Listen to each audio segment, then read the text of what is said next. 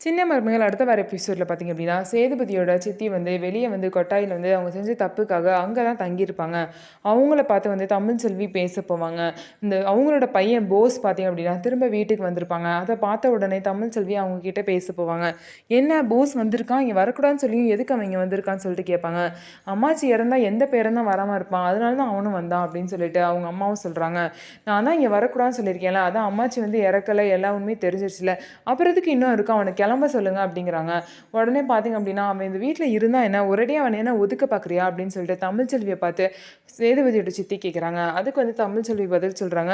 "அவன இங்க வந்து அனுப்பிருங்க. அவன் இங்க இருந்தா ஏதாவது ஒரு பிரச்சனை வந்துகிட்டே தான் இருக்கும். ஏற்கனவே அவன் மாமாவ வந்து கொலை பண்ண பார்த்துருக்கான். இந்த விஷயத்த நான் எல்லார்ட்டயும் சொல்லிருவேன். ஒழுங்கா இருந்துக்கோங்கன்னு" சொல்லிட்டு போயிடுறாங்க.